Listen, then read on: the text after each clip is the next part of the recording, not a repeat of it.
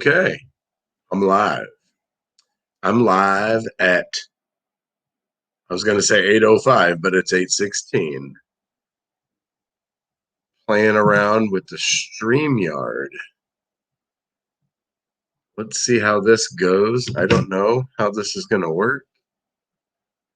I know everybody is on already with other live streams.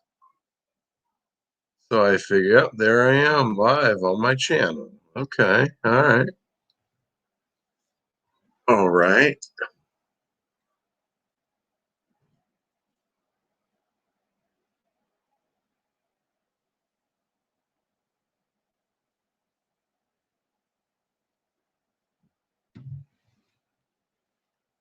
All right. Let's see here.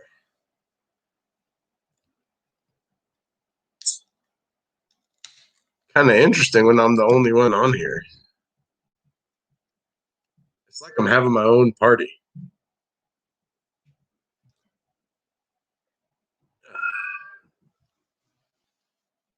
Freddy Tech. What's up, man? You're my first viewer. Oh, and Kentucky Tech's in the house. I'm trying out the StreamYard. I've never used it before. How you guys doing? How's the visual? How's the audio? Am I handsome? Am I looking good? Which side's better? This side? That side. I think that's my better side. Well, I personally, I usually like the live streams and I get down with them and I just was bored tonight. So I figured I would come on here and chat with myself.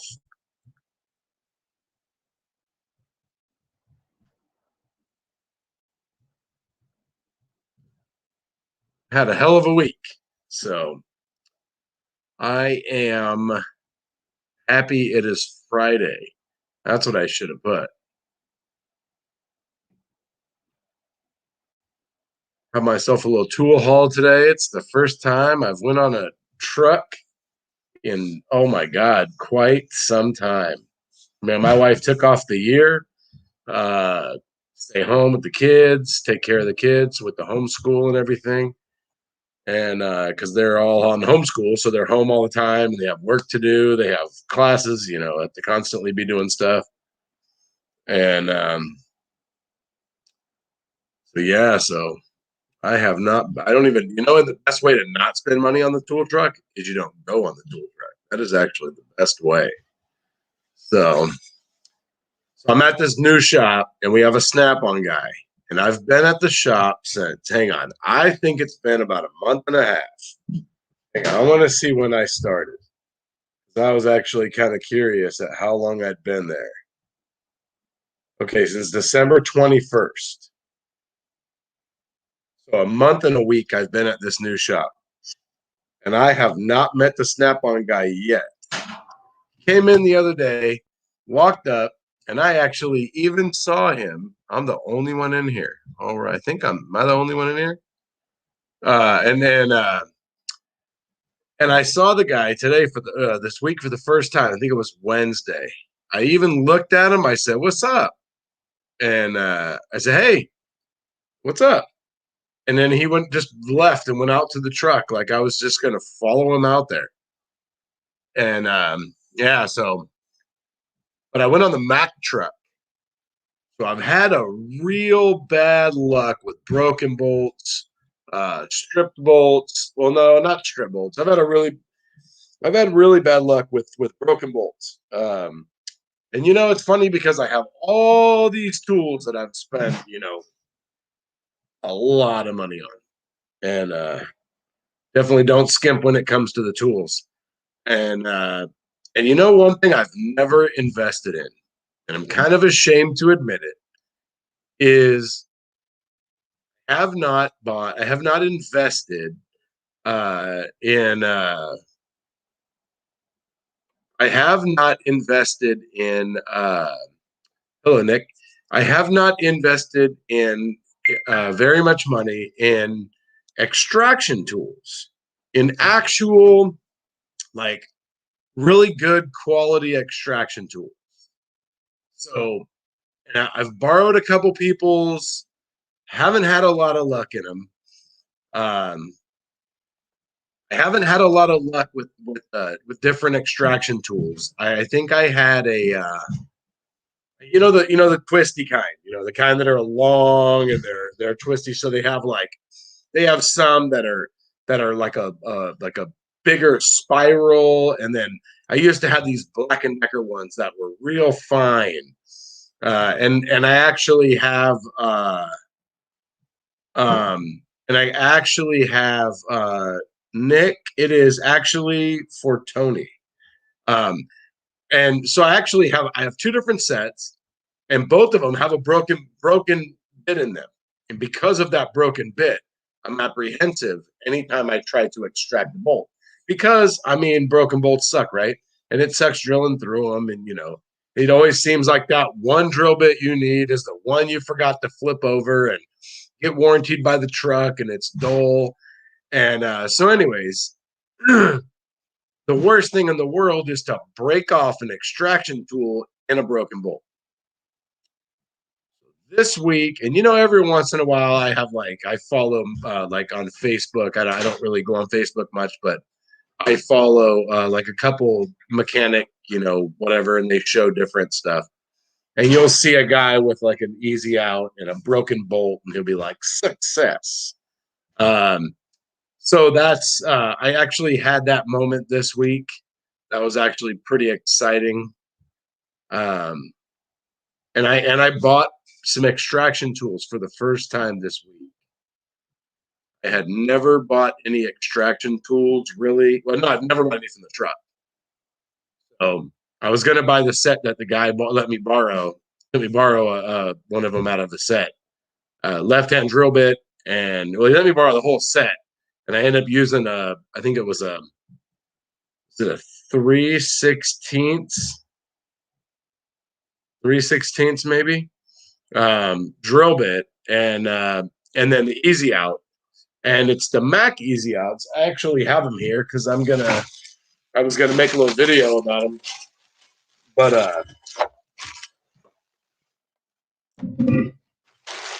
it is the Mac the Mac ones, and from what I've heard from people, these actually work really well because they're short. So you have these little guys here, and because they're shorter, they're well, from what I've heard from people, because they're shorter, they actually are stronger. So they work this week, and so I figured I would invest and I would buy some.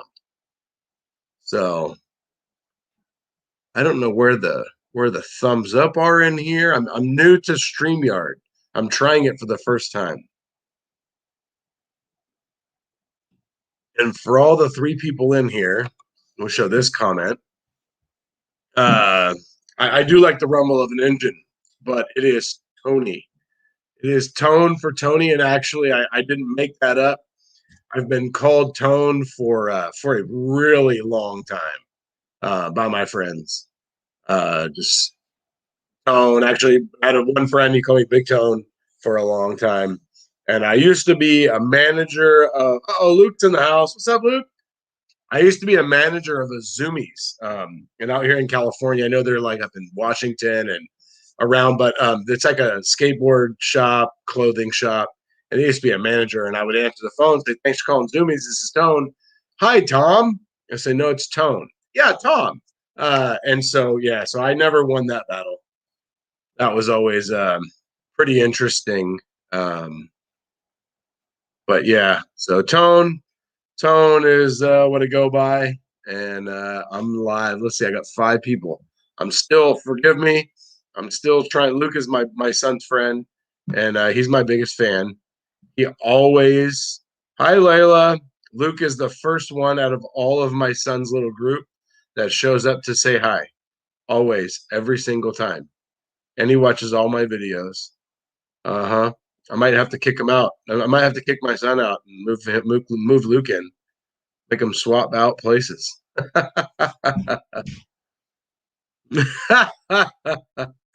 Oh, that's funny, Nick. Hi, Layla. Those are my son's friends right there, Layla and Luke.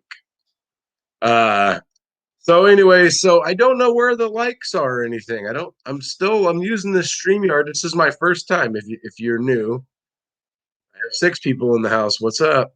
Uh, I'm still, forgive me here. I don't know how to see likes or anything like that. I see where I can add like a whole bunch of people, but I don't know. Um, I'm gonna hit the edit button. I hope nothing happens here. Oh, never mind. I don't know what that did. All right, let's see. It's all good. I'll figure it out later.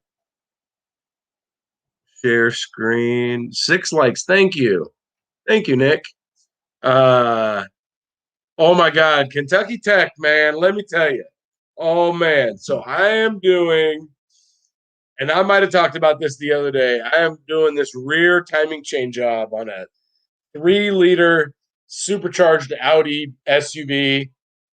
Let me tell you, I wish I wasn't the Euro guy when it came in because it's a pain in the butthole, in a pain in the butt. But anyways, um, that pocket screwdriver, the pocket pry bar, the one with the angle on it, that actually saved me. Joey's in the house. That actually saved me. I was trying to pry the old tensioner down to get the pin in it so I could get it out. And the tensioner is like shaped like this. And if it wasn't, I had. Uh-oh. I think there was a crisis with Mrs. Nuts and Bolts back there. I missed it. But anyways, so there was quite a crisis trying to get something in there to pry. Now I'm doing this blind with a mirror and a light. It's just a whole hot mess of just hot messes. And I'm trying to pry the tensioner. And then when you got to get it out, you have a chain sitting on top of it. It's a pain. But anyways, Kentucky Tech. Let me tell you, the angle on the pry bar actually saved me because I couldn't get a screwdriver to pry the tensioner down enough to get the pin in. And yeah, oh man, what a let's put that up there. Let's promote the Mac pry bars. I don't have them with me because they're at work. The best. So Nick is the best flashlight. I actually, I try to be as honest as possible. So the best flashlight, I really like the Stinger flashlight. Okay, that's what I have. I'll show you what I have. I have the same one at work.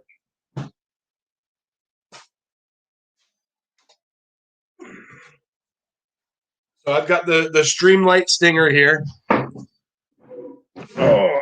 all right. Let's see.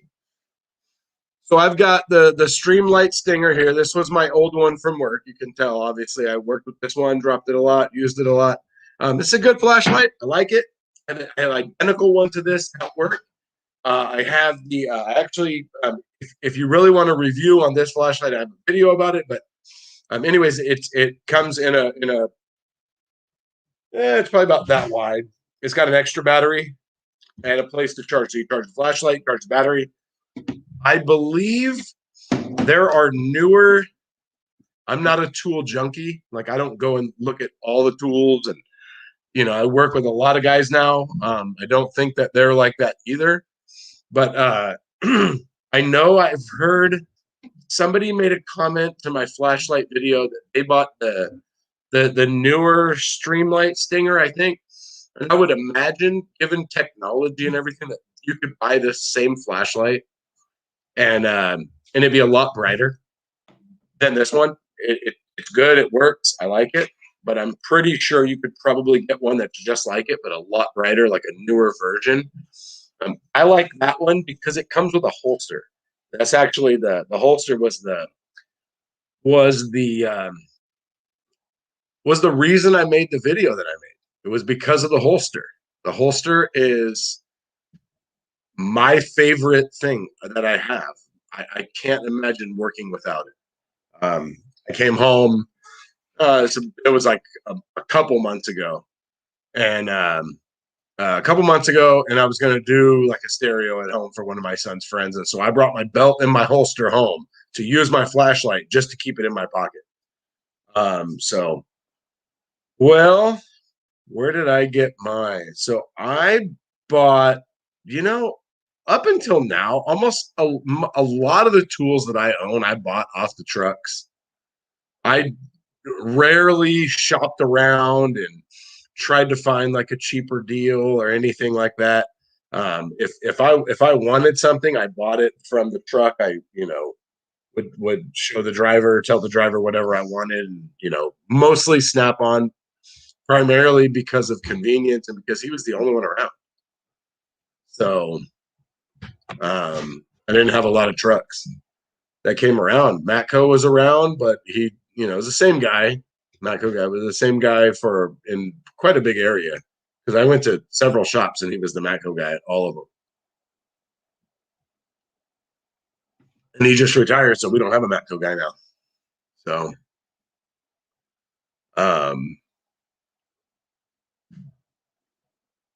but so where I buy it, I bought it from the truck. I bought the holster from Amazon, and in my YouTube video, I have a link in the description for the flashlight, the piggyback. It's called a piggyback. It comes with an extra battery, the flashlight, and up in the holster. So you're just missing the belt. So you could actually get all of that just from my video. Nick, there's nothing wrong with that. I like Snap-on tools. I really, really do. I mean, you pay more for them, they're going to cost more.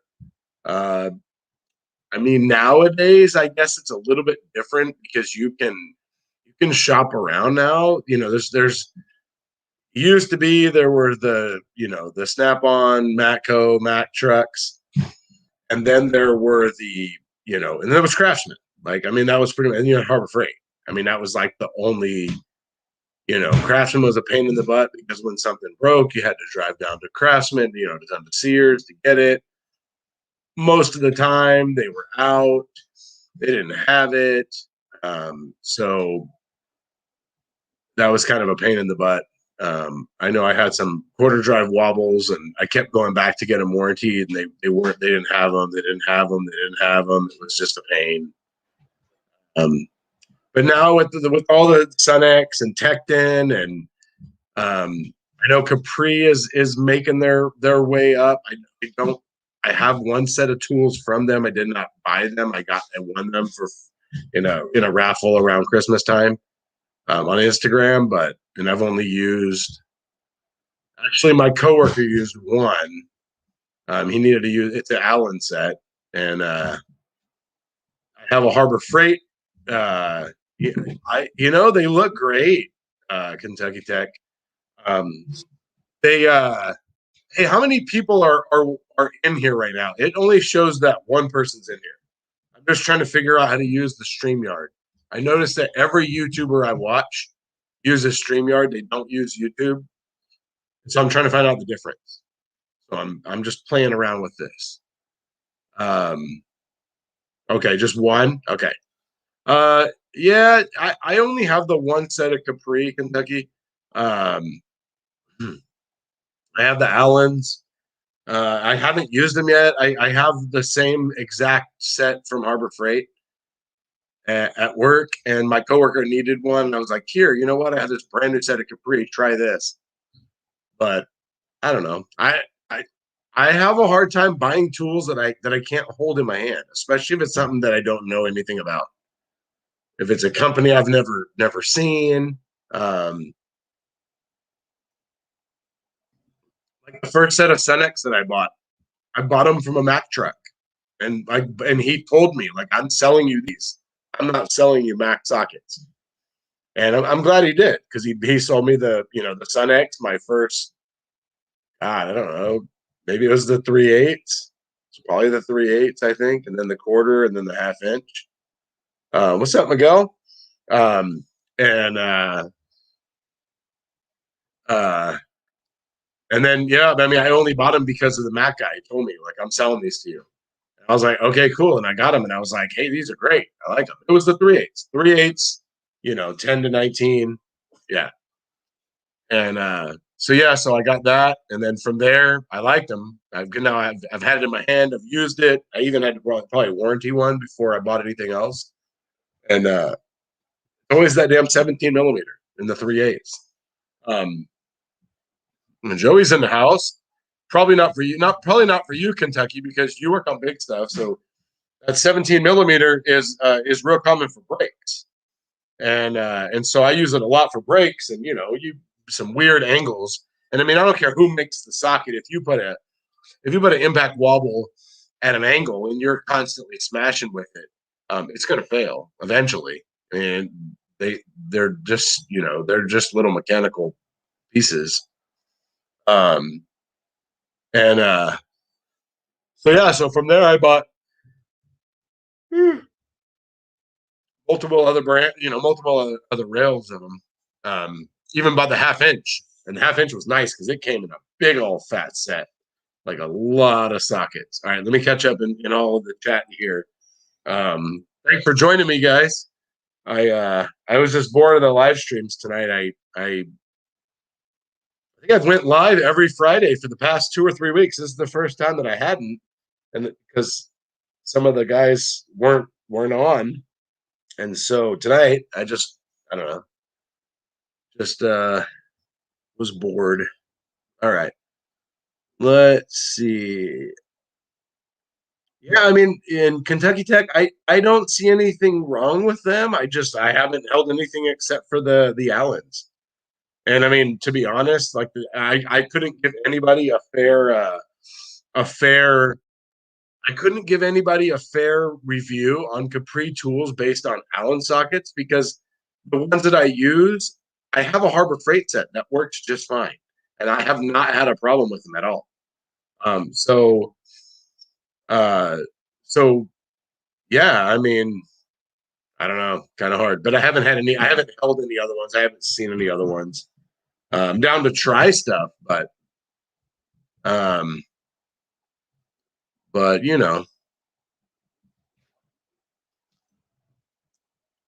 but I will show you this little sneak peek. I'm going to make a video about this because it's my tool haul. I haven't bought a lot of tools because I already have a lot of tools, and I don't really have to buy tools, but I really needed to buy some tools, and I was buying extraction tools. I saw these last week. I went on the Mack truck to. Why did I go out there? I went out to the Mack truck to buy the pocket screwdriver. See what happens to pocket pry bars. See what happens. You go out there to buy one thing, and then you get suckered in. Anyways, so I saw these pliers last week. These things they're kind of long. What are these, like 8 inches long? Yeah, 8-ish inches long, but they're super thin and they're long and thin. See how they're sorry. You see how long they are and how thin they are. Most needle nose pliers are at least that big for being this length. And so, anyways, and I mean, I'm not gonna lie, I looked at them, I was like, hey, okay, they were $14.99. So I wasn't gonna pass that up, and they're even Mac tools. So, anyways, so $15, I bought myself some needle nose pliers. But yeah, so that's how you get suckered in. You go on the truck to get one thing, and then you end up buying a whole bunch of stuff. I know how all that goes. Actually, I have the Capri Metric XT90 extractor wrench set. Joey, what is an extractor wrench set? I have no idea what that is. I've never heard of that. You have only purchased Capri wrenches. Oh, okay, yeah. You know what wrenches? You know what? What's up, Jude's in the house? Hey, Jude, I'm trying out the StreamYard. I've never used it before. I've noticed every single person on YouTube uses StreamYard, and so I was going to try it out. I made an account, after last weekend. So this is my first one. It was kind of playing around with it. So in the beginning, it's kind of dumb. It's just me clicking buttons, and it's pretty funny.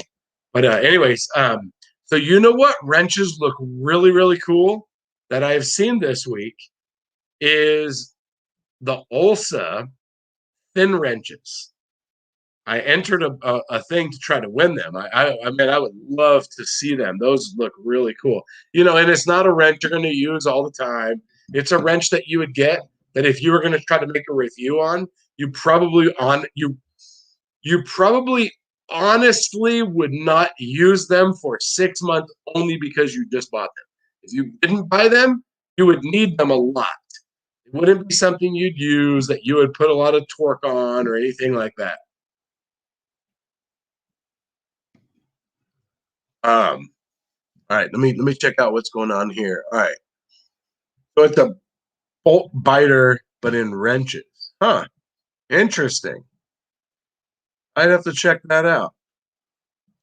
So Nick, yes, we created a TTS channel, our own channel, where we will be posting our videos. Which our second installment is coming soon, where we talk about the differences between all of our trades, and we talk about it with each other. It's kind of cool. We all went in trades that were close to each other. You know, so I'm in, obviously I work in independent, so it's independent and dealer, and we just kind of chit chat about the differences in what we like and the pros and the cons. And we have another group that we have because we have fleet and heavy duty, and we have all different areas. And so it'd be really cool because if you're sitting there thinking about, I want to be a mechanic, I want to go do this, what do I want to do, and you could go and check them out, and to kind of get an idea of what it really is like. I mean, hey, I was in school, and the whole time I was in school, I talked to every single instructor. Tool demos is in the house. What's happening, brother? I talked to every single instructor in every single class about what they did, where they worked, everywhere they worked their whole career, what kind of money they made, what they liked about it, what they didn't like. So basically, I did what we talk about in our next installment on TTS in school. So I could get a real, I wanted a real honest, evaluation of what I was going to do when I got out. Because, I mean, hey, spend a lot of time and a lot of money to go to school to learn something. I wanted to make sure I did it the right way and I didn't, go the wrong way. And I did not. I'm happy with my direction. So how's everybody's Friday? Everybody have a good week? Everybody happy it's Friday? I am. You know what the best is when you end the week. So a couple really cool things that are really good when you're a mechanic, right? Is the first thing is when a vehicle comes in, and whether the boss, the service writer, whatever, says that it's a comeback, whether it is or isn't, it's a comeback, right? You just worked on it. Maybe it was a day or two ago, okay, and you look at it and you realize that everything you did was solid and it is not a comeback. Yeah, so that happened this week. That's actually a really good 75-hour week. Wow. That's actually a really cool feeling. And it's really good to be able to go in and tell the boss. Well, when the boss is a jerk face about it, it's really nice to go in and say, ha, ha, ha, it wasn't my fault. Well, not it wasn't my fault. This was not caused by us. So anyway, so I had a power stroke come in this week. And earlier in the week, it was a 03 early 6-liter. And early 6-liter, isn't that the first 6-liter, Jude? What year did they start making the 6-liters? Anyways, so it came in and it was like a check engine light, overheating, losing coolant, and it had a whole bunch of dripping, and it had a whole bunch of dripping coolant leaks. And so I scan it, and it's got an EGR cooler code, EGR insufficient. Okay, I knew it was the first. It was the first year. It had a insufficient EGR flow code. It had U0306 incompatibility software with the FICM. What else did it have? And a couple APP codes. So it needed an accelerator pedal. It needed diag for the EGR cooler, and then it had dripping coolant leaks. And so the radiator was leaking in the bottom, the water pump was leaking, and the degas bottle was leaking. And so new degas bottle. If you do a degas bottle, replace the hose that it connects to that goes to the heater hose and then down by the thermostat because that hose breaks right there. Anyways, always replace that. Little tech tip there, Jude. I'm trying to teach you something. So anyways, so did the bottle, did the hose. I like the new logo, Joey. I need a logo. What I need. Shoot me a message on the Instagram about where you got that. I need to get a logo. Anyway, so bottle, hose, radiator, water pump, got it all done. Pressurized it because I was pretty sure it had another leak somewhere, but I couldn't find it obviously with all those other leaks. And so it had a brand new EGR valve on it. So obviously somebody was messing with it, didn't know what the hell they were doing, which is most people that work on diesels. And so anyways, so I pressurize it and it's dripping. The EGR cooler hose is dripping. It's an original hose. The Valley had already looked, nasty. I already noted that in the beginning that it was most likely going to need some work in the Valley, possibly the EGR cooler. So I wrote it up for all this stuff that it needed, my recommendation, and the service writer was like, hey, he had an EGR valve done somewhere else. I told him to go back there where he had the EGR work done. I was like, okay, cool. All right, see ya. So it leaves. Oh, and you know what the crazy thing about this truck was? I only drained out a little over a half a gallon of coolant out of this entire cooling system. There's a cooling system that holds, like, if you do all that work I just said, I put 4.5 gallons of coolant in it for the work that I did. So anyway, so 4.5 gallons, and I only drained out a half a gallon. But anyway, so it came back today. I was at lunch, came out, saw it. What's going on? Oh, it's towed in. It's a no start. I scan it. It's got a whole bunch of weird codes. I mean, codes that don't even make sense. I got a crank sensor code. I got a fuel pump secondary circuit high code. What else did I get? Jude, I pulled the EGR valve. I pulled the EGR valve first to make sure it wasn't super wet there, and it wasn't. I always do that actually because that's an easy tip. But anyways, so fuel pump secondary circuit high, fan speed missing, which I've heard of those two being related to the same circuit possibly. Anyways, still the FICM incompatibility code. No crank sensor, and it seemed like there was another one. Anyways, whatever, it doesn't matter. I started up and I'm thinking fuel, right? Oh, because he said he heard a noise and then it wouldn't start, or I don't think it stalled. I think it wouldn't start. So anyways, so I forgot to clear the codes. But anyway, so I start the truck. It starts kind of hard to start. Like it almost, you ever get those blinders where you're looking at a 6-liter that is a high pressure oil system, but you see a code and you start thinking about a different direction, right? So normally when you have a 6-liter and you have when you have a 6-liter, the first thing that you do is obviously you're going to scope your FICM PIDs, but you're going to scope your oil, your high pressure oil. You're going to scope your ICP. You're going to scope your IPR, right? Make sure that IPR doesn't max out, and make sure you have high pressure oil. Well, for some reason, because of the secondary fuel pump code, and because he heard a noise, and I already knew everything I did was good. Belt was still on, fans, connector was still connected, all that stuff. So anyway, what I was suspecting was that the fuel pump failed. That's what I thought. I thought he heard a noise, and I thought the noise was pinging. That was my initial diagnosis based on the codes that I had and what he said. That's what I was thinking. Hey, Brent C., thanks for joining the chat.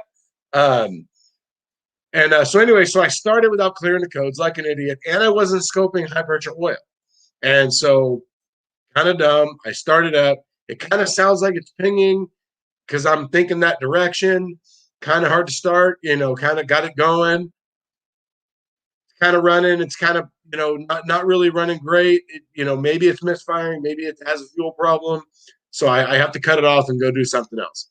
I go do some other stuff and get some cars set up. Now it's probably like 4 o'clock, right? So it's Friday, 4 o'clock. We're gonna be pulling cars in. We gotta back the shop, and I wanted to spend a few minutes on this truck, and so I had to get the cars lifted and cars underneath so I could pull the truck up because we have a full house. I mean, we're racking cars, putting cars under, filling the entire shop. I mean, it's pretty packed. And so I get it all set up. I pull the truck up, and this time I scope the high pressure oil. Uh, I've got high pressure oil right away. Boom. I mean, it's up. It's, I think 600 immediately. I was like, cool. So it's definitely not an oiling issue. But now I'm like, okay, cool. Now that I've doing all that, I was like, this thing's misfiring. It's got a bad cylinder. So I pull up and put a power balance on it. Okay, cool. It's like number 8 was just completely dead. It was like, I want to say there was another cylinder. I had so many ups and downs, but there was another cylinder that was a little bit low, but 8 was just gone. It was just dead. Dead to the world. And now, granted, this was cold. I did this from starting it hadn't really been running. So it wasn't very warm. And so I pull it up, run the power balance. All right, so 8's dead. Let it run for a little bit, rev it up a few times. Okay, cool. I have another cylinder drop out. All right, so now I've got yeah, exactly, Drew. They are hard to ignore. But anyways, and none of them came back either. Now, they were circuit codes, and they didn't come back. So that led me to that I wasn't looking at a direct problem. Anyway, so I had 8 was gone, another cylinder was low. I revved it up, revved it up, revved it up, revved it up. And I think I had 2 cylinders gone. Anyways, they were kind of bouncing around as it was running and warming up. 8 came back. 8 was like, "Woo! Here I am. I'm back. Injector is ready to play." And I had done a injector kill test when 8 was dead, and 8 was really, really dead. I mean, it was really no fuel. And so I'm going through, and it's like it's like 2, 4. It's funny because it was one whole bank. 2, 4, 6, and 8 all had a problem. I don't remember if an odd number cylinder had a problem, but anyways. So as I was running it for a while, one cylinder would come back and 2 more would drop out, and those cylinders were dead. There was nothing there. And I ran it for a while. I ran it for probably a good 25 minutes. It's not very long, but at the end of the day, it is on Friday. So I ran it for about 25 minutes. Noted, the different cylinders that were dropping out. Got all done. And then, hey, it's 6-liter. What are you going to do? Super easy. Compression test, right?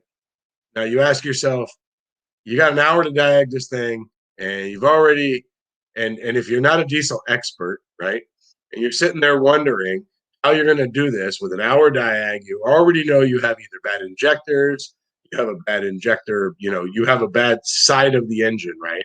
You have a harness problem, right? Is it a FICM?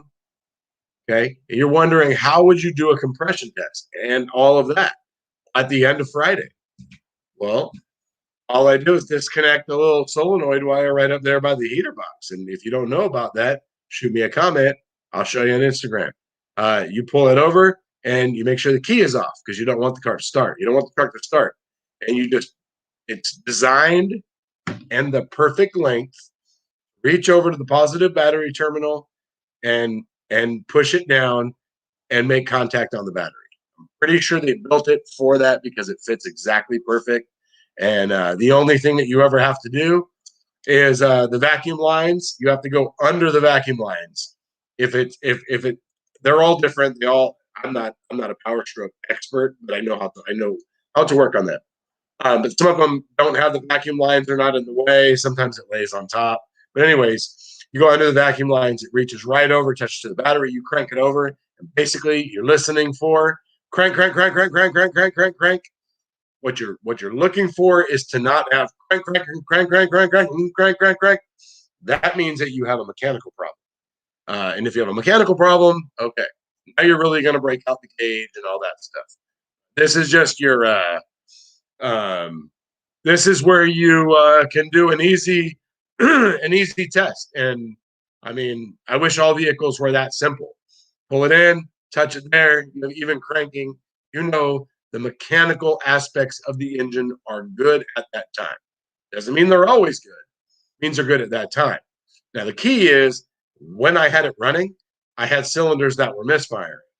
As soon as I turned it off, I'm checking it. Now, what you want to do is you want to make sure that you don't go check it when it's cold and then go warm it up and then check for a misfire, or check it for a misfire when it's cold and do a compression test when it's warm. You want to make sure you do it at the same time under the same conditions, preferably like right away. And it kind of gives you an idea. And then hey, am I chasing this down? Am I going to recommend the couple hours that it's going to take me to go pull all these wheel wells out and pull all the glow plugs off? Most likely have to replace all the glow plug harnesses because they're going to break, right? Unless you just knit them, they're going to break. Even if you have the tool, they're still going to break. I have 2 or 3 different tools. I have tools I've made, tools I've bought. They break. And so anyways, yeah. So that's all you do. And all it does is it's literally the solenoid wire from the starter. It would be like if you went to the starter and stuck a power probe on the solenoid and just applied power to it. Just crank the engine over, key is off, there's no fuel, there's no inputs, there's no computer. It's not going to run. It is only going to crank over. So, and that is the little trick there. So, all right, let's talk about, let's go down. I'm still getting used to this. I hope I didn't ignore anybody. So let's go here. Only engine I've had that it was constantly watching my deltas, ECTs, and EOTs, just daily driving. Okay. All right. Let's see. Do I have to go back? Jude, do I have to go over to the comment section and click on show the next comment? Or is there a way to just go to the next comment by clicking an easy button? I feel like I need to go do watch a video on how to use StreamYard. So I'm guessing I have to go down to the chat and go to the next one. I'll click on the next one. Okay, yeah, those codes are very hard to ignore. And you just got to notate them and know that there possibly is another problem. Just click on the comment. Oh, on the comment over here. Okay, all right. That's what I thought. All right. We'll go to the next one here. Okay, when it's the whole bank, you do start to think of the FICM or the harness. Now, here's the kicker here. This is where it's going to get tricky, is when you got a pretty new-looking, shiny FICM box that's not a Ford, and you already have a UO306, and it is, what is it? Oh, my God, I already said it tonight. Incompatibility software with the FICM. So you already have that. You already have that code that doesn't clear. You clear it and it's back, and it doesn't clear. It's still there. So you got that code, right? And yes, and FICM is fuel injector control module. It's on a diesel. And so anyway, so you start to think about, is it the FICM? Is it the harness? I never knew for sure, but that has to be why it's designed that way, right? Tap the positive terminal. Jude, it has to be. It is exactly perfectly the perfect length. I had to fish it under on this one here. I had to fish it under the vacuum lines right there at the battery and bring it over, and it reached perfect. The only way I've ever had that it didn't reach is when people had a bunch of aftermarket crap, and there was a whole bunch of other stuff that was not supposed to be there. So yes, it is perfectly designed, and it's the perfect depth where you have on the positive terminal, you have a terminal that sticks straight up, and the cable that goes to the alternator that comes off the back of the positive, it comes off. It has a nut on it, right? So it sticks up a little bit. When you stick that connector on there, it sits down perfectly, and you just push it down, and it fits exactly perfect on that. There's no way it was an accident. It's the perfect length. It's the perfect everything. So that was definitely designed to do that. And I love it. It is, and they do that on, yeah, on the 6.4. The 6.4 also, right, Jude? They have that on the 6.4. I know the 6.7 doesn't, and the 6.7 hurts my feelings when it comes to compression testing. But doesn't the 6.4 have that also? I'm pretty sure the 6.4 is exactly the same. It has the same wiring. Yeah, everything's the same. Pretty sure. Okay, just click on the comment. Okay, a fuel injector control module. Oh yeah, that's because Kentucky Tech asked what a thickum is. All right. All right. Thank you, Nick. Let's see. All right, everybody knows what that is now. Now Kentucky Tech is gonna be like a thickum. So what does MCM stand for? Kentucky Tech. Yeah. Okay. The 7.3 also. Okay. Yep. So, but the 6.7, nope. And Jude, you know what sucks, man? Let me tell you. So the last shop I was at, we had an IDS, and so anybody that's not a Ford tech, the IDS is a Ford software. So it's a VCM that plugs into the OBD connector, plugs into your laptop, and that's what gives you Ford factory software. You have the ability to scan it like a dealer, scan it for codes, scan it for data, scan it for functional tests, and you also have the ability to program everything on the truck or car or whatever, the same way as the dealer. So anyway, so we had an IDS, and so I have a 6.7, and I have a problem. It's smoking, right? It's got a bunch of smoke. It's got a bunch of smoke. That's what it stands for right there. And anyways, this truck's smoking. That's what it comes in for. Man, I'm beating my head against the wall. I can't figure it out. It's just not making sense. I've never seen this before. I mean, I'm thinking tear this thing apart, inspecting it. So, anyways, so I try to do a relative compression test. So relative compression, if you don't know on a Ford, it is basically a compression test the computer does. All it does is you put your foot to the floor, you crank the engine for 10 seconds, the computer looks at the crank sensor, and it looks at all the cylinders. Well, looks at all the cylinders via the crank sensor. And it looks at, did it speed up? Did it slow down? And it can determine how much compression each cylinder has. So if the engine is even, it will come out with even numbers. If one cylinder is down 10%, it will show that it's down 10%. Then at that point, when let's say you do a relative compression and you got number 4 is down 30%. Well, guess what? Number 4 has a mechanical problem. There is something wrong with that cylinder's sealing and everything, because that piston is going to come up, it's going to shoot back down, the crank's going to be moving. If everything is moving like it should not slow down or speed up. If it does, there's a problem, and the computer knows that. So, anyways, so I got this 6.7, and I try to do a relative compression, and it will not do it. It will not do it. It keeps kicking me out. Kicks me out at like 3 seconds left. Over and over and over and over. I kept trying it. I could not get this thing to run the relative compression. And so anyways, so funny thing is that, initially the problem was the truck was smoking. And it turned out, and I didn't know this, actually the customer, I have to give him props. The customer actually found it in a forum.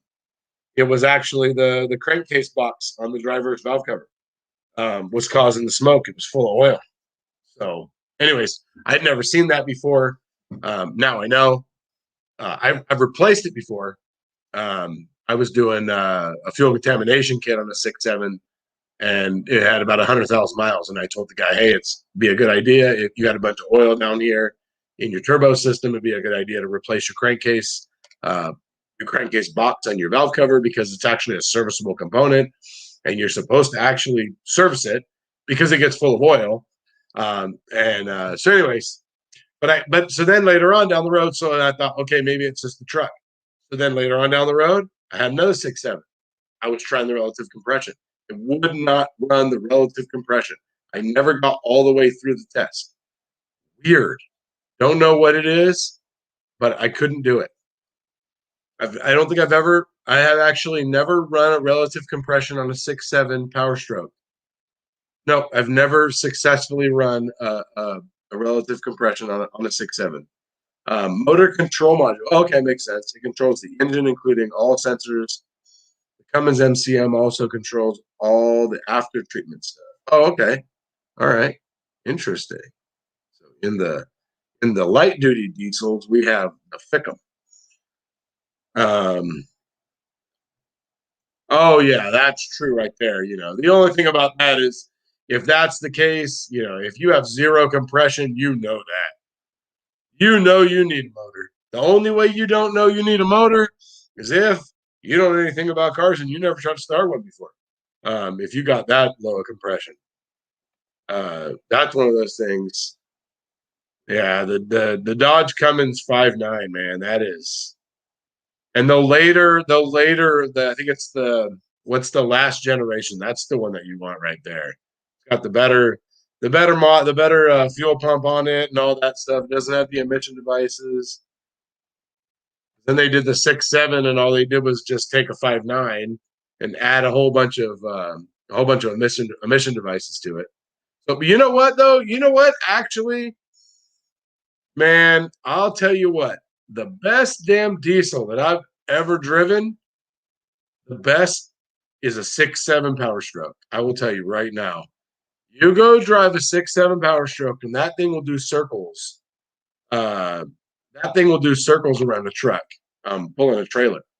So that 6.7, that thing is a beast. It has so much power, and it's just amazing. And I worked on, oh man, like 6 months ago. I had one come in. It was a 2017, and man, tell you what, they're just making them with more and more room. The 17, they moved the washer bottle. I was just talking to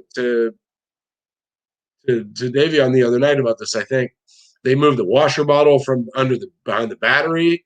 They moved a bunch of stuff on top of the engine. You can see all the way in the engine valley on a 17. Pretty cool.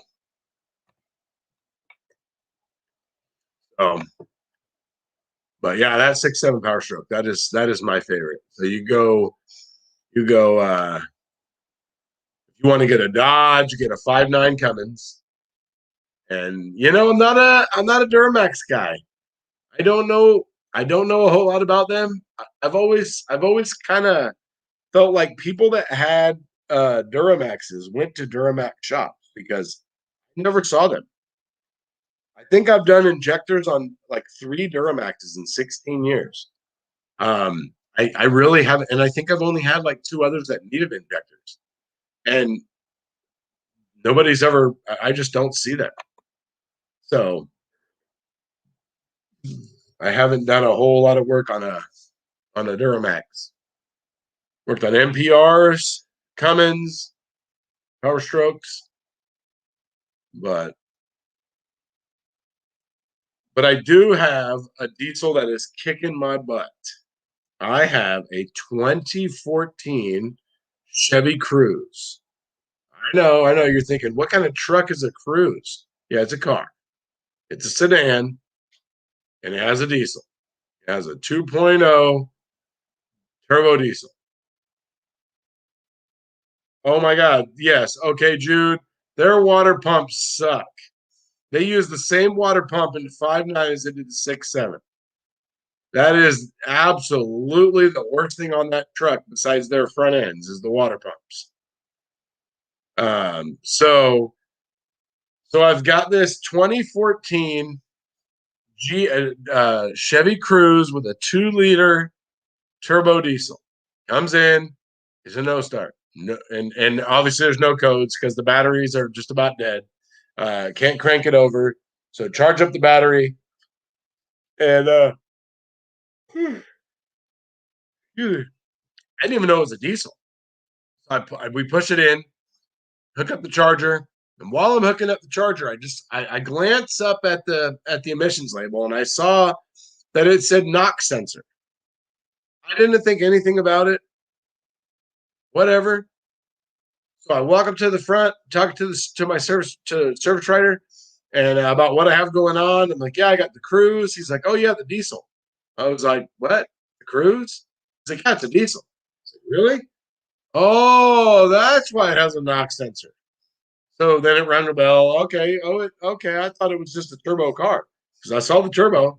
I just didn't really look at anything else, and it had an engine cover on it. So, anyways, so I've got this 2014, and it comes in, and now I've charged up the battery, trying to start it. You know, I got tricked for a while because the fuel rail showed it had like 8,000 pounds of fuel pressure. So I'm thinking, okay, all right, it's got fuel. All right, well, if it's got fuel, okay. So I spent a whole bunch of time on this thing, and then finally I'm like, you know what? I was leery of messing with the high pressure fuel lines because on a lot of vehicles nowadays, you have to replace any high pressure fuel lines that you disconnect. So a 6.7, there's these fuel lines that go across the engine that go from the driver's side valve cover to the passenger side valve cover that connect to the fuel rails and into the high pressure pump. If you disconnect any of those, you're supposed to replace them, the whole assembly. And it's fun to replace it. But anyways, so I am leery of disconnecting high pressure fuel lines until I know. So I go look it up, and okay, well, you don't have to replace it. So I crack all the lines open, I crank it open, and no fuel comes out. I mean, nothing. Dry as a bone. All right, cool. So a bunch of other checks. It needs a high pressure pump. So all right, so it takes like a week to get the high pressure pump. So I do the high pressure pump, and then I'm trying to get it running. I can't. It's not starting. And now I'm starting to panic, like, oh crap, did I misdiagnose this thing? I don't know. And so anyway, so I go find this procedure for customer ran vehicle out of fuel, and this engine's got a weird return system. It's got like several different return lines that all kind of return on the same tube, but they come into like a return rail. It's really weird. Anyways, so finally, I do this procedure, which I don't understand what I'm doing. It doesn't make sense. I'm blowing 72 pounds of air into the return system of the fuel line with the return line disconnected from the tank. So I'm blowing it into the actual, essentially into the injectors is what I'm doing, into the injector system. So it's like 72 psi. So I do this, and then I get it where it will start and stall, start and stall, start and stall over and over and over and over and over again. And then sometimes it runs longer, sometimes it runs less, sometimes it starts up quicker, sometimes it starts up, longer, longer crank. And man, I am just beating myself. Yes, you know what? And Jude, it's crazy because so the bleed procedure, so I go look it up, right? I look it up, I read everything. It's like the bleed procedure is turn the key on 3 times for 60 seconds. That's it. Nothing else. That's all. That's the only bleed. So I reach out to, a couple people that I know. Nobody knows anything about this engine. Even the other Blake Restorations in the house. What's up, brother? Even another guy, the other guy, he's a diesel guy. Neither one of us know anything about this engine. We've never dealt with it before. It's not just a normal, fuel in, fuel out. It's not like that. It just has stuff that doesn't make sense. So finally, I reach out to Identifix because I'm like, I just don't know what else to do. Talk to Identifix and start talking to the guy, and he's like, oh, it has a weird return system, and it has a return something weird. I don't remember what it said, but anyways, so then I'm starting, now I got to go back and I got to double check and put air back to this return system and see what's going on. But yeah, that was a lot of my day today was trying to figure that out. So I was pretty I got pretty beat up by that thing. So I have that, and I'm still working on that 3 liter timing chain on the Audi, and and that's kind of a pain. But I got all the parts in on the driver's side. So I got the tensioner on, I got the new sprocket, I got the both sprockets on. I just have to torque them down and pull the pin on the tensioner. So now I have to do the entire passenger side and take it all apart and put all new parts. And that's the side that has the least amount of room to work. So, all right, let's catch up on the chats here. Kentucky Tech, he's the big diesel guy. If 15 liters is little, then yes. I don't know anything about those big diesels, man. I know they're just like the little ones. They're just big. And you know what, Jude? The crazy thing is, I found out that you don't on that system. It's a self-priming system, so you actually don't have to bleed it. You're actually, from when I talked to the guy, you're not even you're not even required to crack the fuel lines. I never knew that. And now here's something weird. I didn't give out blue wrenches. It must be from YouTube. It carried over. Who has blue wrenches? I don't see blue wrenches. I'm still learning this, Jude. I don't even know how to see. I see that there's 7 people in the chat, but I don't even know how to see how many like buttons there are. Like how many likes? How do you even see that stuff? I figured out how to put the comments on the screen. That's kind of cool. But I don't know how to even see like the thumbs up or anything. I only see 7 people in the chat. That's it. But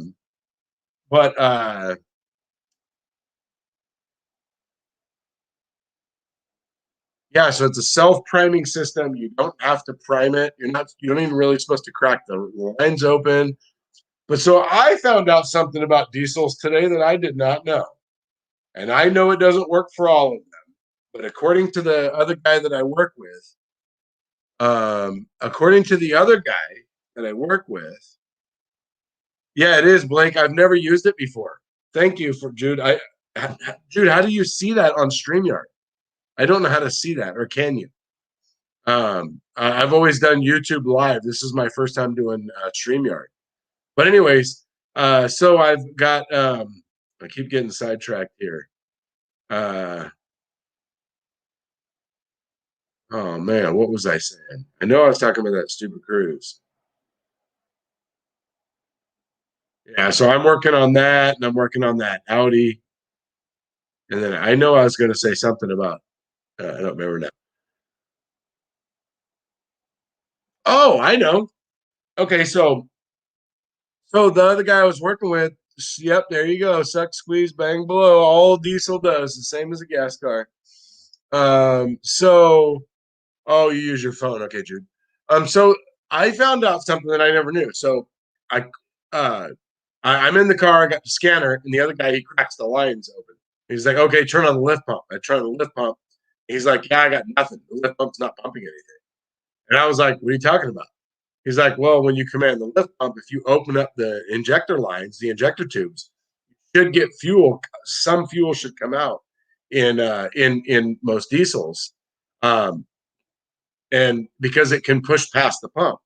And I never knew that. I never heard of that. I've never ever knew that. I always knew that while you were cranking it over, you were cracking injector tubes. As soon as you saw fuel start spraying out, you closed it up.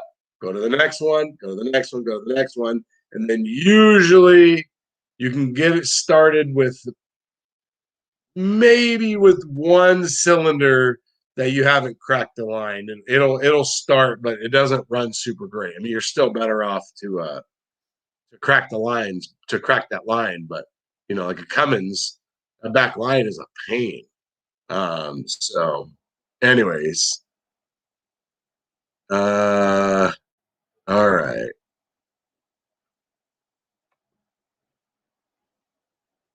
And that's the other thing is, Blake, so yesterday, so we had this so after I did the bleeding on the return side. Okay, so here's the weird thing about this diesel. So I read about it. I didn't really understand it. And the guy at Identifix actually called me back. I had just went to lunch, sat down, and they were like, hey, Identifix just called you back. I was like, okay. So I go in there and I talk to him, and he said, okay. So I read up on that procedure. This engine, now the return side, it needs to have 44 to 100. Now the second number, I'm not 100% certain. It has to have 44 to 145 pounds of fuel pressure on the return side constantly to keep the return side running and to provide back pressure for the injectors. Weird. I never knew that. So I don't really know how that goes with what I'm dealing with. But yesterday when we were running it, after we were running it, and we got it to run a couple times, and it felt like, Blake, I'm sure you're talking about a primer bulb, so I'm sure it felt like if you started a Duramax without the primer and you had somebody didn't prime the filter and they started it. And then once you get it, you start it up and it's like, it's kind of barely running and low idle. So anyways, that's what it felt like. And then now it's back to, I got to start over on Monday. So yeah. So Kentucky Tech, I never knew that. So Kentucky Tech, if you ever decide to work on a Chevy Cruze diesel, it does not push to the rail. So don't try it. It's not going to do it. Just a heads up. All right. We got 12 thumbs up in the chat. That's awesome. Thank you, everyone.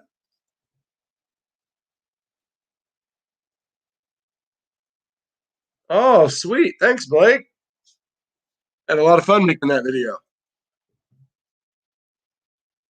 I got nervous that it was too long, and then I was like, left some stuff out, and so kind of cool because then it'll just make for a nice follow-up. And I condensed down from 3 toolboxes down to 2. So I had to move stuff into my cart and had to move stuff from one box to the other. Yes, back pressure to the injectors. Yes, Kentucky Tech. It is weird. I'm telling you. It's like this. So you got the injectors along the front of the engine, right? So the injectors are here. So the injectors are here. Hang on. Let me take this away. Okay. So the injectors are here, right? So the it's kind of weird. All right. So anyways, on one side of the engine, you have where the return line starts. And the return line comes around, and then it goes around and it goes up to a steel rail. And the rail comes across. Okay. And then at the very end, it returns back to the tank.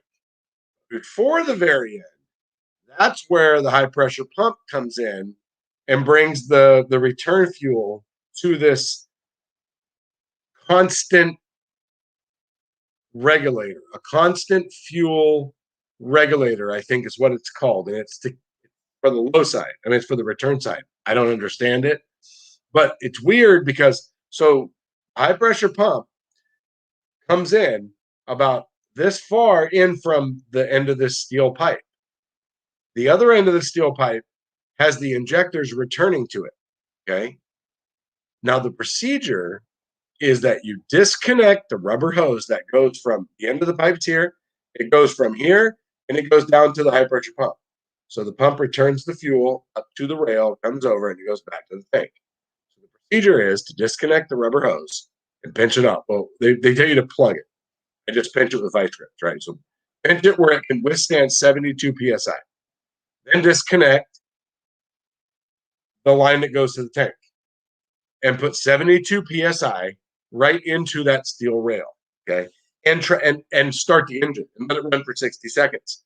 Well, the weird thing is it doesn't run, okay, when you're doing this, and fuel just starts pouring out of the high pressure pump's return port.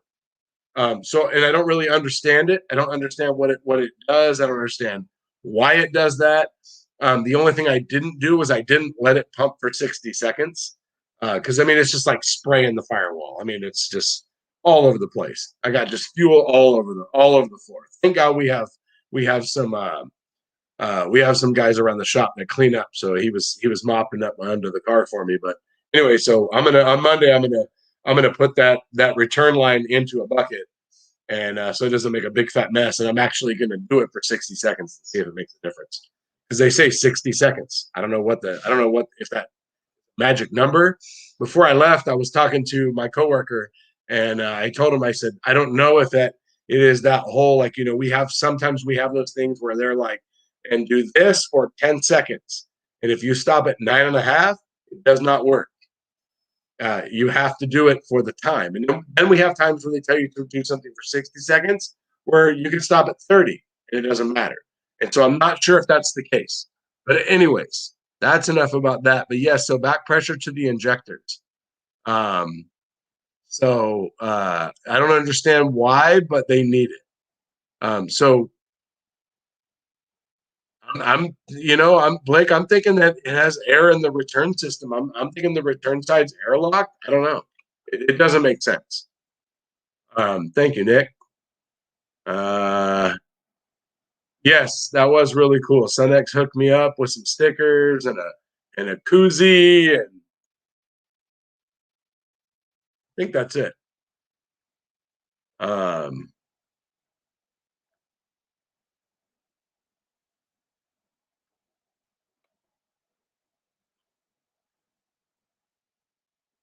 23,000 views. Wow. That's crazy. Mine's at my tool cart just went over 17,000. My tool cart video. So Blake, you were saying this, so it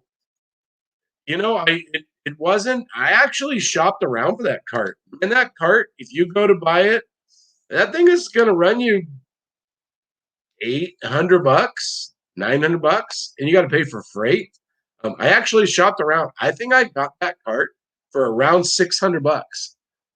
Freight was included. I got it with freight without paying freight, because the freight is like a couple $100. Freight's very expensive. Well,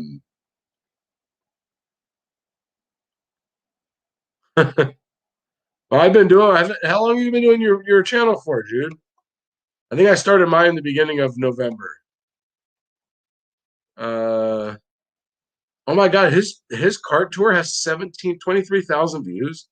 Holy crap, that's crazy. How long has he had his cart video?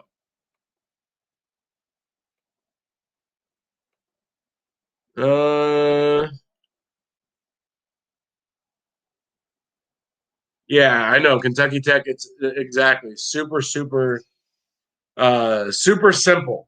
So yeah, this thing, like I said, this is a weird one, and it doesn't make sense. And it's that whole common rail where it's like low volume, high pressure. So all it takes is for one little. I had a Sprinter.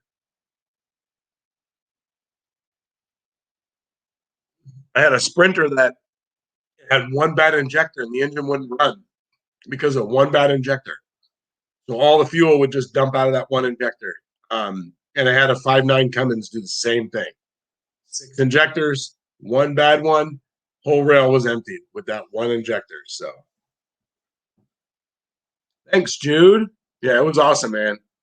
And that little side cart, I had already bought that side cart. So, I mean, no, I had already built that side cart, the little side tray. That was on my Harbor Freight cart. So I didn't pay anything for that. So I think I bought a piece of metal to maybe, I don't even know if I bought anything for it. So I like it though. I like the lid. I like how it has the lid. And my new shop, a lot of guys have the top, and I'd actually never seen this before. The top where it opens up, and then it's like, I don't know, a foot down from where those are, and then that's where all your sockets are and everything.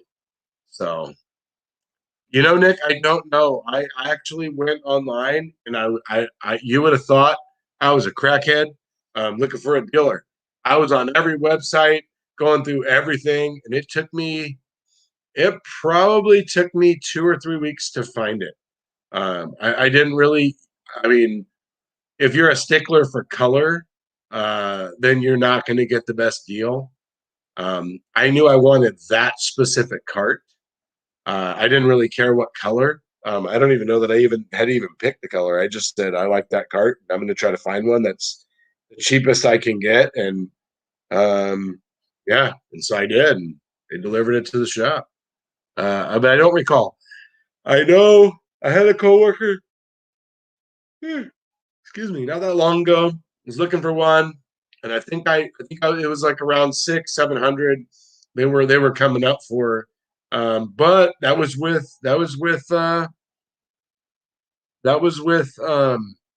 freight. I mean, and then having to pay freight. So I don't really know. Um I just kept searching and searching and searching and searching. And you search and it would take you to a website. You just keep looking. You follow the rabbit hole and you just keep going. So, oh wow, that's crazy. 6 weeks, 2 months. Wow. Yeah, mine's it's been, I don't know. Started my channel in November, so I don't know. My tool cart's been for a couple months, maybe. I'm not 100% certain. Um, yes, I did. I searched Google until my eyeballs fell out, and all I did was typed in the cart that I wanted and Google, and then I would go down, and then sometimes it would take me to a different search engine, and I would search on that one, and I would just keep searching. And you know what I found to be the best was to click on the Google to click the shopping tab, because it's not showing you a whole bunch of websites necessarily. Like, I mean, it is, but it isn't. You're just seeing the cart and the cost, so you know if that's the cart that you're looking for, and also if you know that's the cart you're looking for, and you know how much it is. And then from there you have to look around and stuff like that. So I didn't really care. I just wanted a cart. I mean, I already had 3 toolboxes. I wasn't looking. I wanted a cart, because I already had a cart, an Harbor Freight cart that I had modified. I wish I had that to make a video. That would have been really cool. That was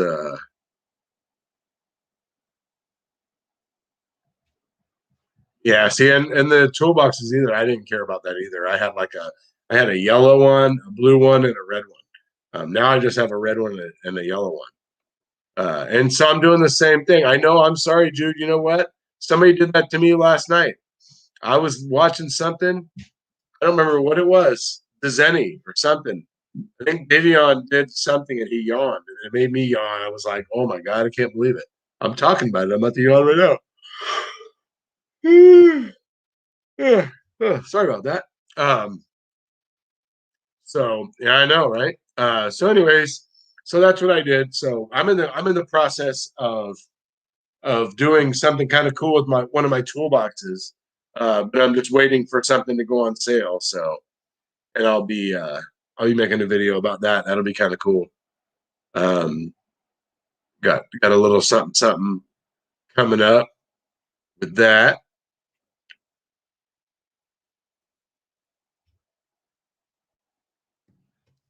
Oh,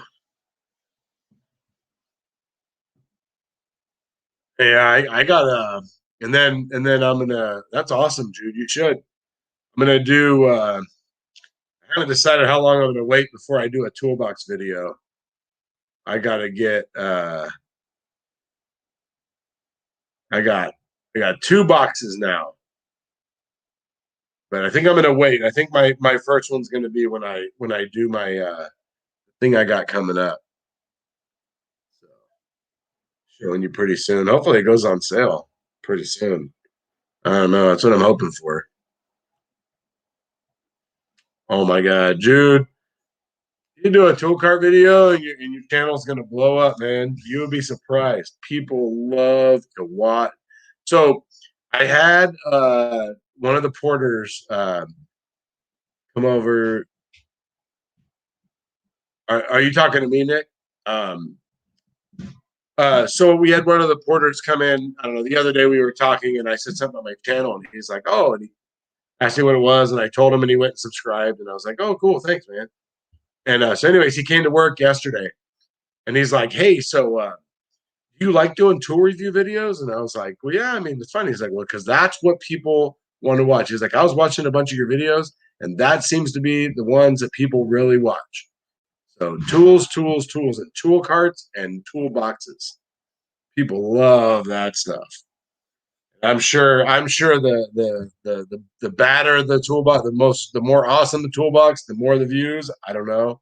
I don't really care. I bought my stuff for me, so it's all good. If you want to watch it, it's great. I got a lot of cool stuff in there, but Nick, if you're talking to me, I only have one cart and two boxes. So my cart, JD Tech, is in the house. My cart has more tools than some people's toolboxes. I have more sockets on just my cart than some people own. And I have more sockets in my box. So that's not even all I own. It's a lot of what I own, but it's not all of them. So Sunex actually sent me a thing the other day saying post something red. And I have like one, two, three. I have at least 4 rails of sets of Sunex sockets. And I was really hoping that I wish I had like one of the boxes they came in so I could post that and showcase in their sockets. But I don't know. All I could do was post a picture of uh, my Sunex sticker that had red in it that they sent me because of my cart. So that was kind of cool. So, but Friday,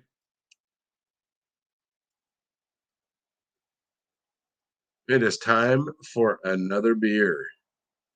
I like Sunex, man. Blake, I don't know.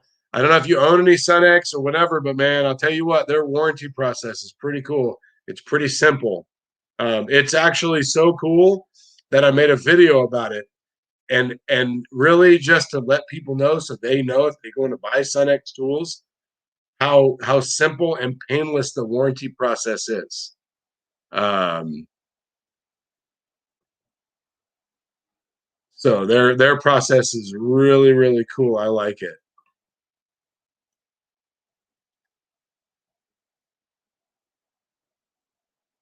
Yeah. So yeah, you know what, Jude, man, people love tools, and you don't even have to go buy tools. You could just say like my second drawer tool haul and pull out like a couple random tools. You don't even need to buy new tools to do it. People just like to see tools. Yeah. I'm gonna go water the aloe vera. I hope I don't get in a copyright infringement from someone else for stealing their catchphrase. But what's up? Easy does it. Thanks for joining my chat.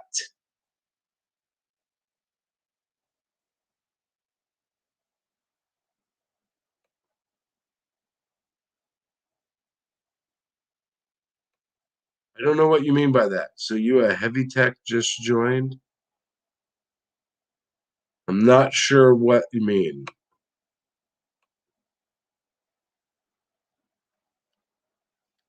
Nice, Blake. That's awesome. A new guy turning wrenches. Well, a cool channel is TTS, Text Talking Shop. That shows you, I mean, some of the people that are already in here. Me, Power Stroke Jude, Kentucky Tech, Princess Jamie, Antonio Orozco, Turbo Tai Tai, who's been MIA for the last few days. I don't know where he's been. Um, Tech May, KE Built It. And I always forget one person, I swear. Oh, and Dave, and one mechanic, Dave. It depends on, so you're just turning wrenches.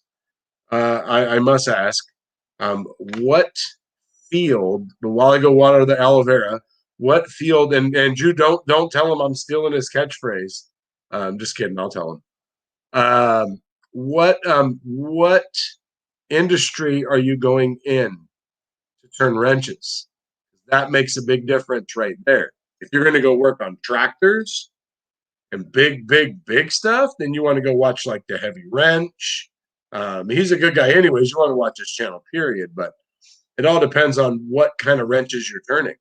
Are you strictly turning diesel wrenches? Are you turning, are you independent gas diesel? Are you heavy line? Are you, depends on what you're doing. Um, there are so many. Yes, absolutely.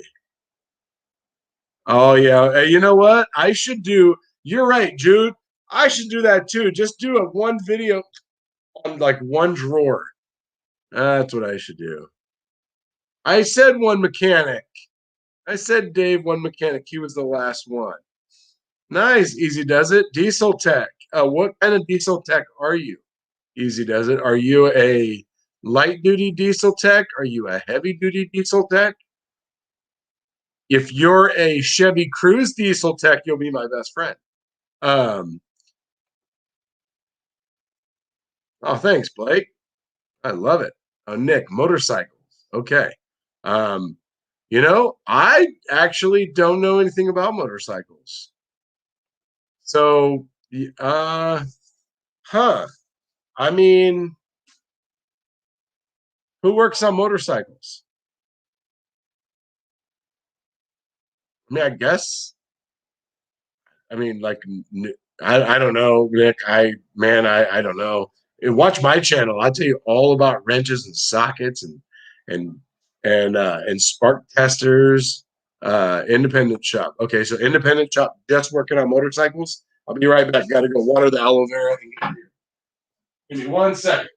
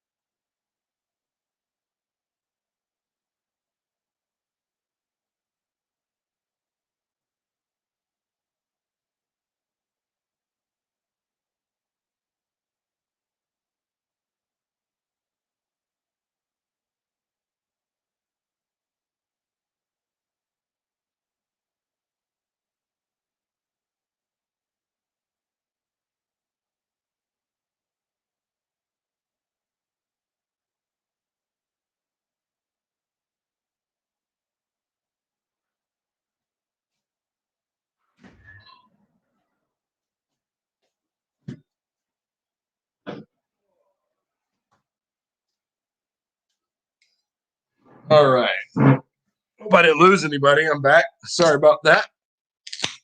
All right. Okay, so yeah, I mean, you know what? There are so many YouTube channels. There really are. Renegade's Garage. That's right. Yeah, I was having a brain fart. There's so many. Here, I'm gonna do it right now, Kentucky. Here you go.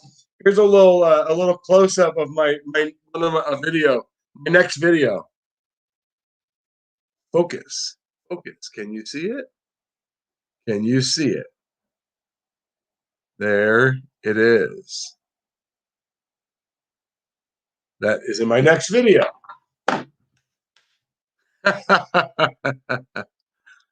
Oh man. Hey, that was a winner right there. I'll tell you what.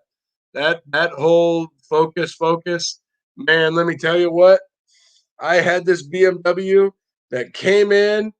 Oh, I swear to God, it came in 3 weeks ago. Came in on a Friday. I got it in the afternoon. I got an '06 5 Series BMW no start. So I go to get it and we push it in the shop and I go to open up the trunk and the key doesn't work. Uh the key doesn't work. Hang on 1 second. No, I was just asking what you are in. I'm just your ordinary Nissan Lube dude trying to find a way. Thinking about driving Max over road. Nice. Um, thanks, Nick. The bottom shelf is mine. The other shelves are all the kids and all that good stuff. Square counter bits. Oh, mechanical triage is in the house. What's up? How you doing, brother? Square counter bits. What are those? Tell me about those. I think I know. I might know what you're talking about. I think I might own them. So, anyways, got this BMW, and we try to get in, and we can't. I mean, we're trying everything, man. We pull the back seat down. It's got like a center console in the back seat, and they've literally cut a hole behind the pad like this big. Where I wish my kids aren't big enough, but I would swear I would have tried to shove one of them through the hole. But anyways, so we are trying to reach through there. We're stretching through, trying to grab a cable to pull on it and see if we can get the trunk to open. We can't get the trunk to open to save our life. I swear we had five guys for like an hour trying to get this stupid thing open. So for a while, um, for like several days. I finally tell you got to call the customer. Like we can't get it open. So they call the customer finally like a week later and say, hey, so there's a hole behind the license plate. All right, so it looks like somebody literally punched a hole they took the license plate off, they punched a hole, and they peeled it open with pliers. Like you have to be careful you don't cut yourself because it's like literally peeled open. And so anyways, so So we finally open it up. We realize that he's broken the back of the latch. You can reach in there with a screwdriver. It took us like probably 15, 20 minutes to figure it out. But we were able to flip the latch, get it open. Come to find out, I forgot to tell you this. He had said he disconnected the battery. Come to find out, he didn't disconnect the battery. The battery was connected and it was dead. So I charge it up and it doesn't start. I scan all the computers. I'm not seeing anything that's leading to anything. And so I tell the service driver, hey, I need more time. All right. So he sells me more time. I go start looking at it. I'm messing with it. I'm doing this. I'm doing this in all the computers. Now, this thing's got so many damn computers. And so I'm going through all this and going through everything. And so in the end, I figure out, oh, and I have no power to the start. And I figure out that because that's the most common cause. And that's what I suspected was wrong with it from day one. I figure out that if there's any intelligent battery center codes, it will block any starter signal. And so, sure enough, I remember seeing I had intelligent battery sensor codes. And so, what I read on the article was if you have that code, disconnect it and try to start it. And if it starts, replace the negative cable assembly. Okay, cool. So I do that. Nope, still doesn't start. So then I mess with it again for like an hour, going through all the modules, going through everything. I can't find anything. I can't find anything missing. Every PID is there, and there's a lot of damn PIDs. Let me tell you, a lot of PIDs, a lot of damn computers. It's only an 06. So then I'm thinking, okay, wait a minute, hang on. I suspected that I had a bad starter from the get go. Now I know I've disconnected the negative cable. So I go check it. Now I find out that I have power to the starter. Okay, cool. It's got a bad starter. After all of that, needs a starter and a negative cable. So then, okay, cool. Pull the intake back. This thing is leaking oil everywhere. I mean, just a mess. I'm so damn filthy and nasty from this thing. And I go in there and the one bolt comes from the transmission side and the bolt is from the engine because one goes this way, one goes this way, that way. And the bottom one goes from the engine side back. And I go and I look and there's no bolt there. And I'm like, oh crap. Starter out, broken bolt. I need to drill it out. I don't have anything. So luckily my coworker, he had this max set. He actually had a super set. He had like a whole lot more than I did. But anyways, and it worked. I got it out and it was awesome. And so I used left hand drill bits. Okay, so let's go back to this. I'm sorry, I didn't mean to get sidetracked there. Mechanical triage. Okay, so he was responding. Sharp edged left hand screw removers. They bite harder than the conical shaped one you just handled. Huh. I don't know. I've never seen that before. I've seen the ones where, and I actually have a set of the Mac where you drill a hole and you hammer it in and it's like a square. And you're supposed to use that to get it out. But I've actually never had that work. It always slips. It always spins. Oh, four cordless impact tools. Dang. You found a cat wedged in under a brake booster. Oh my God. I never found anything live, but I have found some dead ones. A copperhead on top of a 6-liter. Woo boy. Oh, okay. So Blake, you live out on the East Coast then. Copperheads, that's out on the East Coast. We have rattlesnakes on the West Coast, and there's copperheads on the East Coast. Well, I'm not sure. I know in North Carolina there's copperheads. Um, uh, hey, I'll review anything you guys send me too. Just know that I'm going to tell the truth. I'm going to just like Justin Dow. If it sucks, I'm going to tell you it sucks. 13 thumbs up. Thank you, Jude. Oh yeah. Oh, a beehive. Oh damn. Oh my God, that thing had me disgusting. That car. Oh, and I finally finished it. It was so nice to turn in the paperwork and say it was done. Yes, very true. Mechanical triage. Yeah. It was, man. It was a pain in the butt. It was just a long process. You have to.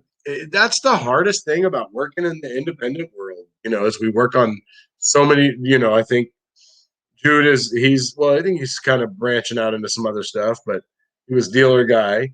Kentucky Tech is into he's kind of a all around, but in the big world. Um, that's the hardest part about working in this independent world is you have to remember all these things, and you have to just always keep all of these different, like, now I have to remember that, and I'll never forget it now, that if I ever have any intelligent battery sensor codes in the BMW, although most BMWs don't go like that. Most BMWs, you pull them in, you try to start them, they don't start. You stab the wire, and you have power to the solenoid. And you're like, cool, it needs a starter and it needs intake gaskets. Uh, and don't forget, if you work on a BMW, take them out. If you work on BMWs, make sure you replace the bolt. You're actually supposed to replace these bolts. You're not supposed to reuse them. I know some people do. I know, whatever. So here's the one end of the broken bolt right there. Okay. So the bolts are aluminum, and the transmission is magnesium.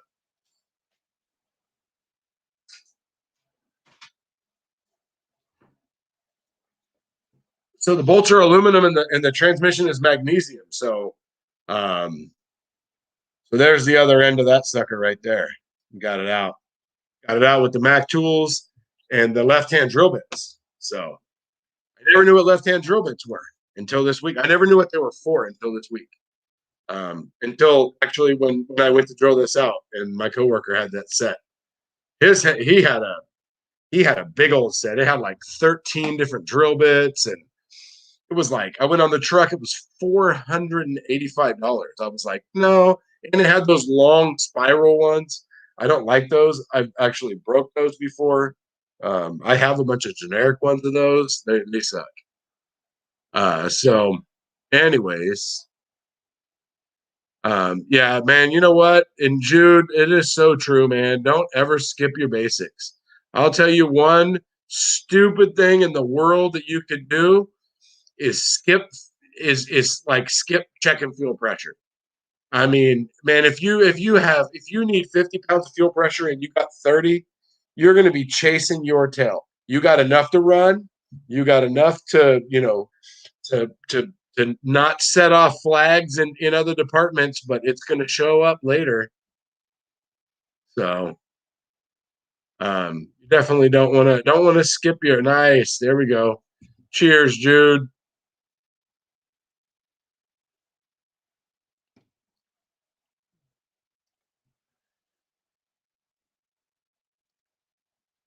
So if you guys haven't checked out Mechanical Triage's channel, you should go check it out. He did something really cool. He's really good with the editing too. He made a video, and at the beginning, like a big old section where he put something about my channel in there, and just the editing is crazy. I've seen him on a live stream. He did a live stream, and just his setup and his computer and everything. Man, it's really cool. you guys should see my setup for editing. Here's my setup. Got the cell phone, and I don't have, and then the cord that connects this to the computer. And yeah, it's pretty saucy. It's pretty high tech. Um, Mechanical Triage has me beat by just a little bit. It looked pretty cool, man. I one day I'll be there.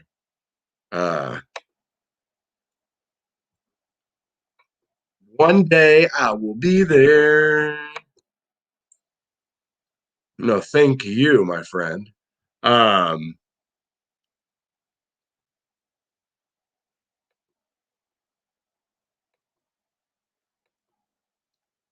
don't know how you. Hey, Jude, how do you make people blue wrenches? Do you have to do it from your phone, or can you do it, or do you have to do it? You can't do it through a StreamYard, huh? And for anybody that's just joining this is my first time using StreamYard, so I'm just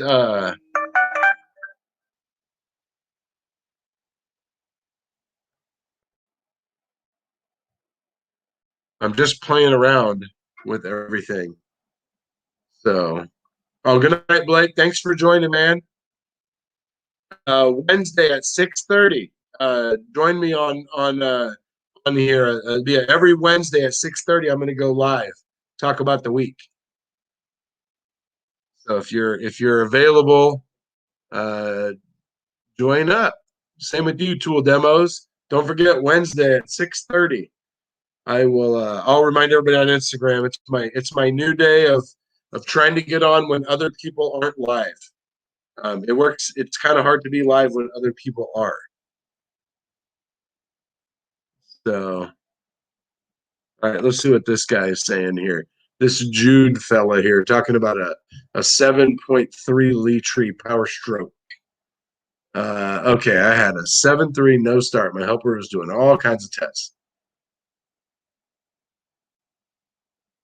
Oh my God. And I don't know, maybe you're dealing with something that uses oil to, I don't know, power the fuel system. I don't know.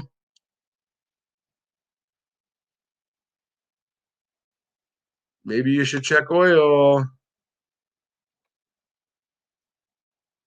What is PST? I don't know what PST is.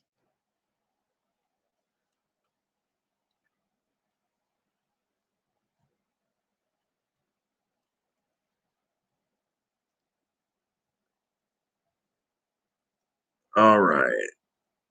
Okay, here. All right. Oh, Pacific time. Yes, Pacific time, 6:30. California time. I said that. My wife gave me a hard time. She's like, that's Pacific time. I was like, I know. It's also California time. All right. So I'm actually gonna have to cut this off, guys. It is Friday night. I got to get in. I got a bunch of little fellows spending the night with my little guy tonight. So I'm gonna go in there and say hi to Mrs. Nuts and Bolts and help the little fellows with their beds and all that good stuff. So thank you for joining me tonight. Thank you for bearing with me with the StreamYard. Have a good weekend, Tool Demos. I will see you again. I like your Instagram. If you guys aren't following him on Instagram, you guys should go check him out. He does a lot of really cool stuff on there, as well as Mechanical Triage. Really cool page right there. Lots of cool stuff. And I'm in one of his videos, so I'm like a star. Like I'm famous on his channel as a co-star. Maybe I could be a co-star. You could call me a co-star, kind of.